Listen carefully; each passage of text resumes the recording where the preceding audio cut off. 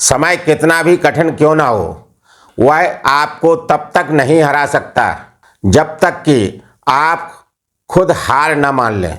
इसलिए धैर्य रखें, कर्म करें और विश्वास को कभी भी डगमगाने ना दें। साथियों नमस्कार, मैं आर.एस. खरे अपने चैनल मातु पितृ ज्योतिष ज्ञान में आप सभी दर्शकों का हार्दिक अभिनंदन स्वागत करता हूं। इस वीडियो में हम ग्रहों के गोचर के आधार पर चर्चा करेंगे कि कर्क राशि वाले जातकों का माह अप्रैल 2024 उनके स्वास्थ्य के दृष्टिकोण से कैसा रहेगा।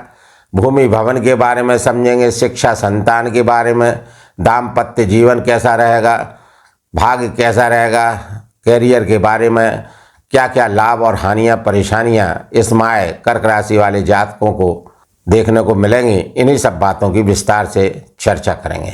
यह विश्लेषण चंद्र राशि पर आधारित है, इसे नाम राशि से भी देखा जा सकता है। माह प्रारंभ से ही कुंडली चार्ट में दिख रहे ग्रहों के गोचर की स्थिति कुछ इस प्रकार है। सबसे पहले कर्क राशि वाले जातकों के तृतीय भाव में कन्या राशि में केतु महाराज गोचर कर रहे हैं। अष्टम भाव में कुंभ राशि में मंगल देव शनिदेव गोचर कर रहे हैं। भाग्य भाव में मीन राशि में सूर्य देव और शुक्र देव का गोचर हो रहा है और दशम भाव में मेष राशि में बुध देव और देवगुरु बृहस्पति गोचर कर रहे हैं। इन ग्रहों के गोचर की स्थिति एवं राशि परिवर्तन से कर्क राशि वाले जातकों का माह अप्रैल 2024 कैसा रहेगा, इसी को विस्तार से समझने का प्रयास करेंगे। सबसे पहले देवगुरु बृहस्पति आपके कर्म भाव में गोचर कर रहे हैं, तो देवगुरु बृहस्पति की दशम भाव में स्थिति पूरे माह रहेगी और यहाँ पर आपको काफ़ी शुभ फल देखने को मिलेंगे। भाग्य भाव में शुक्र देव उच्चस्थ स्थिति में गोचर कर रहे हैं, अतः शुक्र देव के अच्छे फल आपको देखने के लिए मिलेंगे। बुध देव 9 अप्रैल के बाद में भाग्य स्थान में गोचर करके उच्च के शुक्र के साथ बैठकर नीच भंग राजयोग बनाएंगे, जिससे बुध के काफ़ी हद तक आपको शुभ फल देखने को मिलेंगे।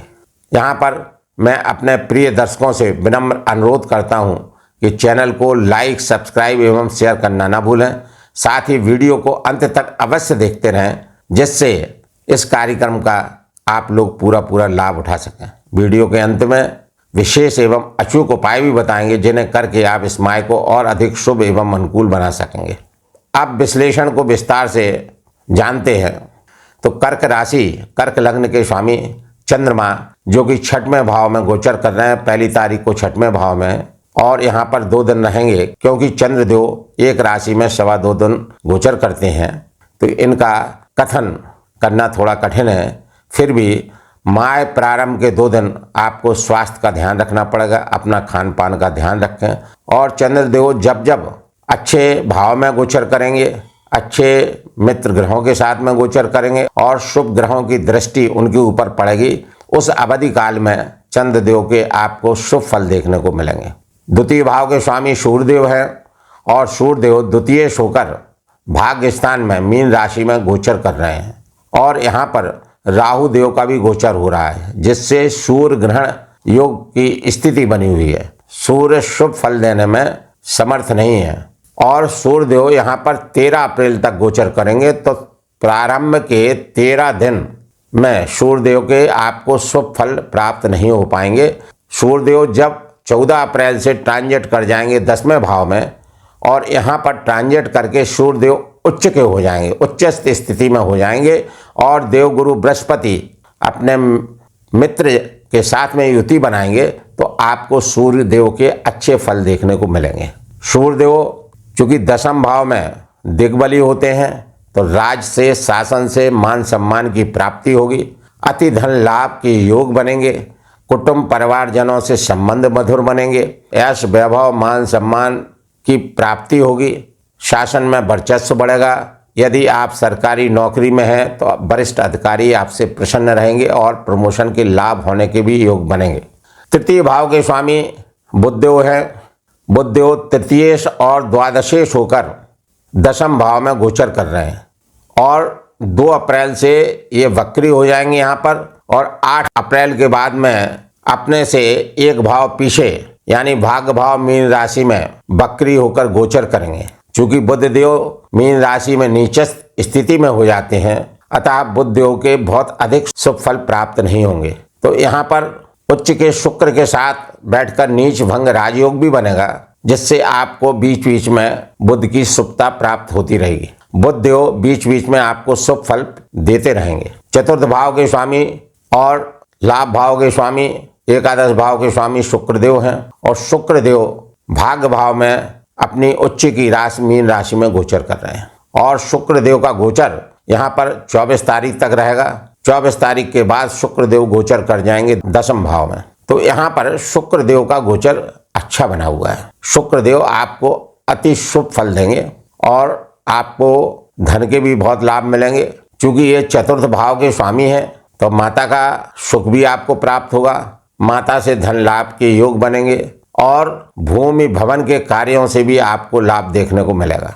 समाज में मान सम्मान बढ़ेगा। जो इच्छाएं पूर्व में आपकी रह गई थी, वो इच्छाएं इस माह में शुक्रदेव के गोचर से पूरी होंगी और अनेक जगहों से, अनेक स्रोतों से धन के लाभ आपको बनेंगे। कुल मिलाकर शुक्रदेव का गोचर 24 अप्रैल तक भाग्य भाव में अच्छा है। 24 अप्रैल के बाद में शुक्रदेव गोचर करेंगे दशम भाव में, तो शुक्रदेव की स्थिति केंद्र स्थान में होने से यहाँ पर भी अच्छी हो जाएगी, अच्छे फल देंगे। तब सप्तम दृष्टि से शुक्रदेव चतुर्थ भाव को देखेंगे। जैसा मैंने पूर्व में बताया, तो चतुर्थ भाव के फलों में वृद्धि करेंगे और आपके एकादश भाव के कारकों में भी शुभ फल वृद्धि होगी। एकादश भाव के कारकों से भी आपको लाभ देखने को मिलेंगे। पंचम भाव के स्वामी मंगल देव हैं और दशम भाव के स्वामी मंगल देव हैं। पंचमेश दशमेश होकर मंगल देव अष्टम भाव में गोचर कर रहे हैं। यहाँ पर मंगल देव की स्थिति अच्छी नहीं है। आपकी संतान की शिक्षा प्रभावित हो सकती है, संतान का स्वास्थ्य प्रभावित हो सकता है। जो लोग रिलेशन में हैं, लव रिलेशन में हैं, उनके रिलेशन पूरी तरह से मेंटेन नहीं हो पाएंगे। उन्हें इन सब बातों का ध्यान रखना पड़ेगा, क्योंकि मंगल देव अष्टम भाव में अच्छे फल नहीं देते हैं और ये शनिदेव के साथ में भी गोचर कर रहे हैं, जो इनके अति शत्रु हैं। तो मंगल और शनि परस्पर शत्रु होके अष्टम भाव में गोचर कर रहे हैं, तो यहाँ पर मंगल देव कमजोर हो जाएंगे और आपको इनके गोचर में इस माह शुभ फल देखने को नहीं मिलेंगे। और मंगल देव 23 अप्रैल तक यहाँ पर रहेंगे। तो मंगल देव से संतान की शिक्षा बाधित होगी, संतान का स्वास्थ्य भी प्रभावित हो सकता है, लव रिलेशन में खटास देखने को मिल सकती है। तो इन सब बातों का आपको विशेष रूप से ध्यान रखना पड़ेगा। क्योंकि मंगल अग्नि तत्व के ग्रह हैं, शनिदेव वायु तत्व के ग्रह हैं। जब दोनों ग्रहों की युति होगी तो विस्फोटक स्थिति बनती है। अतः आपको अपनी वाणी पर संयम रखना पड़ेगा, क्योंकि मंगल और शनिदेव की सप्तम दृष्टि धन भाव पर है, वाणी भाव पर है, द्वितीय भाव पर है। तो आपको कई बार इस युति से एग्रेशन देखने को 23 अप्रैल तक मिलेगा। तो आपको क्रोध से बचना है, एग्रेशन से बचना है, क्रोध आपको बिल्कुल नहीं करना है, लड़ाई झगड़े से अपना बचाव रखना है। और उसके बाद में आपको कर्म भाव पर भी अपना ध्यान रखना पड़ेगा। कर्म स्थान पर यदि आप सरकारी नौकरी में हैं, तो आप अपने वरिष्ठ अधिकारियों से बनाकर रखें। वहां पर कोई ईगोइस्टिक मत दिखाएं, वहां पर किसी तरह का वाद विवाद ना करें। अपने कार्यस्थल पर पूर्ण रूप से सामंजस्य बना के रखें। 23 अप्रैल तक ये आपके लिए जरूरी है। वैसे तो पूरे माह, क्योंकि मंगल देव 23 अप्रैल के बाद 24 अप्रैल से भाग्य भाव में भी गोचर कर जाएंगे, लेकिन यहाँ पर राहु देव पहले से भी विराजमान है। तो यहाँ पर मंगल राहु की युति बन के अंगारक दोष बनेगा, जो कि मंगल के भाग्य भाव में भी गोचर आपके लिए उतना शुभ फलदायक नहीं रहेगा। हाँ, लेकिन अष्टम भाव के मुकाबले में कुछ शुभ फल मंगल देव को आपको देखने के लिए मिलेंगे। अब छठवें भाव के स्वामी और भाग्य भाव के स्वामी देवगुरु बृहस्पति हैं और देवगुरु बृहस्पति का गोचर दशम भाव में उनके मित्र मंगल के घर में हो रहा है। तो यहाँ पर देवगुरु बृहस्पति की स्थिति काफी अच्छी बनी हुई है। ये यहाँ बैठकर पंचम दृष्टि से आपके द्वितीय भाव को देखेंगे तो धन में वृद्धि करेंगे। अनेक जगहों से आपको धन के लाभ प्राप्त होंगे। कुटुंब जनों से आपके सामंजस्य बने रहेंगे। आपकी वाणी अच्छी बनी रहे, इसमें भी देवगुरु बृहस्पति आपको सहयोग करेंगे। सप्तम दृष्टि इनकी चतुर्थ भाव पर रहेगी, तो आपकी माता का स्वास्थ्य अच्छा रहेगा। मानसिक रूप से आप प्रसन्न रहेंगे। पारिवारिक सुख प्राप्त होगा। भूमि भवन के कार्यों से आपको लाभ होगा। और इनकी नवम दृष्टि आपके 6वें भाव पर रहेगी, जिसके ये स्वयं स्वामी हैं। तो यदि आपने कोई भी पूर्व में कर्जा लिया है तो वो कर्जा चुकेगा, कर्जा समाप्त होगा। और कोई रोग पुराना चला आ रहा है तो उसमें भी आपको लाभ देखने को मिलेगा।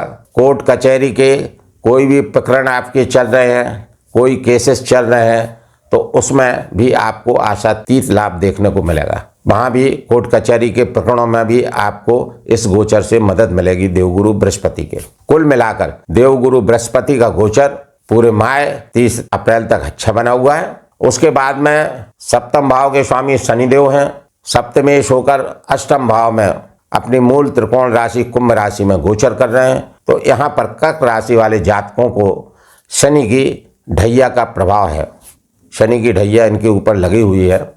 और ये आपके 7वें भाव के स्वामी भी हैं शनिदेव। 7वां भाव आपके स्पाउस का भाव है, आपके दाम्पत्य जीवन का भाव है, आपके रोजगार का भाव है, आपके पार्टनरशिप का भाव है। तो यहाँ पर शनि की स्थिति कमज़ोर है, क्योंकि मंगल के साथ भी शनि बैठे हुए हैं और उसके बाद में शनि की अड़ैया भी आप पर लगी हुई है।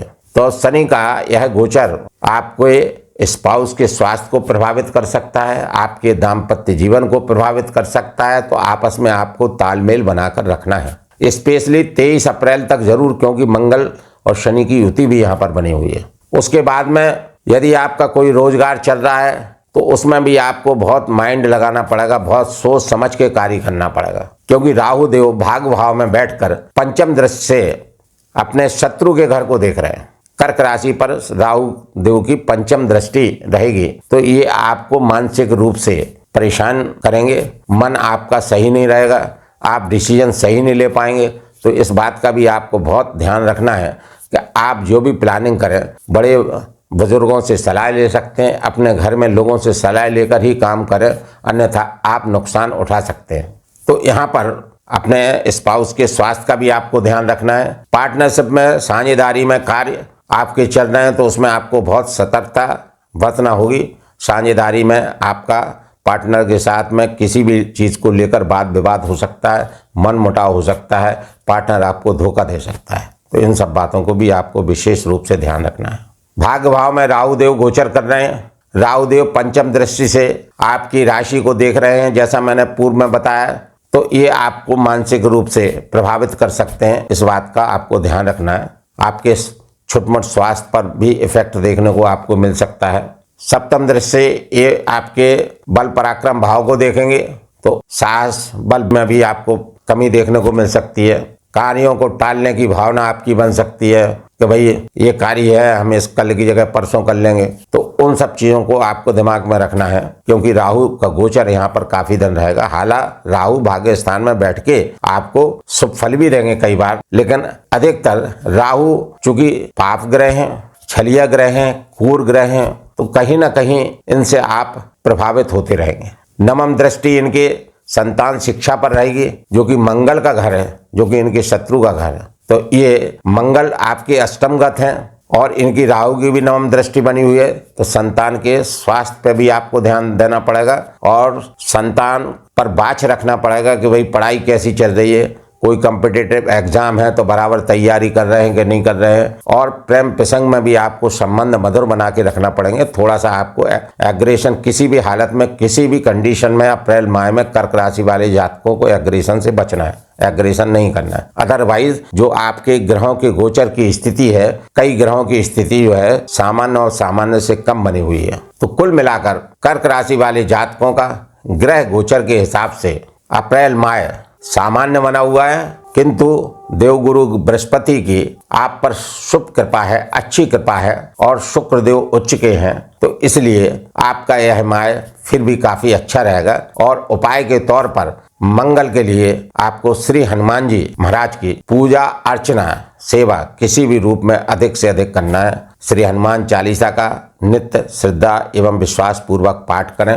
प्रत्येक मंगलवार को सुंदरकांड का पाठ करें और राहु के लिए आप कुत्ते को रोटी खिलाएं और शंकर जी का पंचाक्षरी मंत्र ओम नमः शिवाय मंत्र का जाप 108 बार नित्य करें। यदि आप लोगों को मेरा यह वीडियो अच्छा लगा हो तो कृपया आप अपने मात पित्त ज्योतिष ज्ञान चैनल को लाइक, सब्सक्राइब एवं शेयर करना न भूलें। धन्यवाद।